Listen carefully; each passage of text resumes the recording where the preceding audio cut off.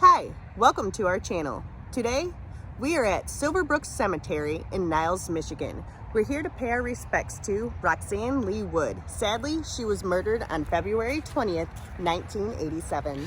This case was investigated for decades by local police. A couple different groups of investigators looked into this case. They both came to the same conclusion. Apparently that conclusion was her husband, Terry Wood, murdered her. But wait. Her husband had nothing to do with this murder. For almost 35 years, a cloud of suspicion hung over his head. But eventually, police arrested someone else. We're going to tell you all about the story, and we cordially invite you to come along. Come along.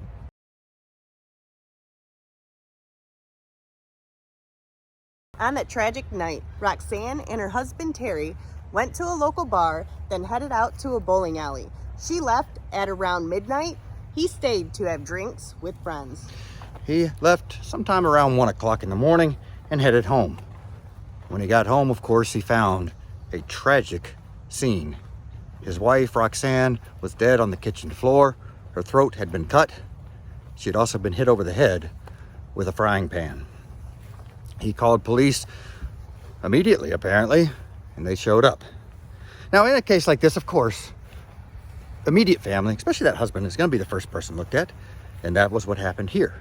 They began to look into his story. Apparently, there was a friend of the couple who would say, hey, they were having a little bit of difficulty in their marriage. And when they sat down to interview Terry, sure enough, he shut the interview down.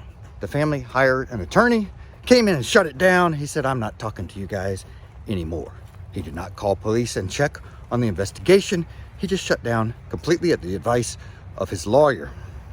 This went on for many, many years. This was investigated over and over again by local investigators. They all kept coming to the same conclusion. Terry must have done this. But the local prosecutor would not charge Terry. This is because there was also another piece of evidence, and that was someone else's DNA.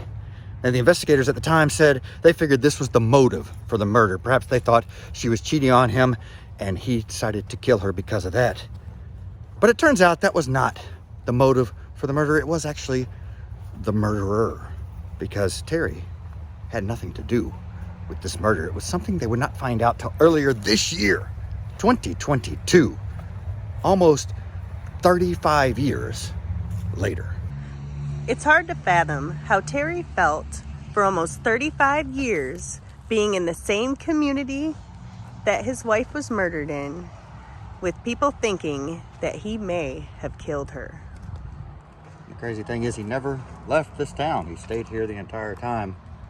But he also refused to talk to the police. Of course, that was on the advice of his attorney. Not a bad idea. I mean, if you're in a situation like that and you know the police are looking at you, then it's probably best to go ahead and get an attorney. I know it also looks suspicious to do that, but it's probably better than saying something stupid in the meantime. What would you do?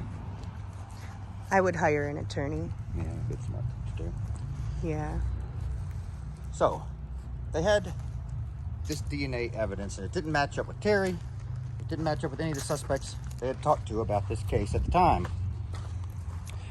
This DNA evidence was not particularly strong. It wasn't a great sample. It was a very poor sample. It's just a little bit of blood. So they had to be very careful with what they were going to do with this so they didn't mess up the sample. Apparently, it took months of investigations of checking out this DNA before they were able to use it as a usable sample. They got a group called Identifinders International, and they were able to finally piece this together. What they did was they ran the genealogy, and they were able to figure out that it came from one family. This is a family that had 3 boys. Now, 2 of these boys had never been in trouble with the law.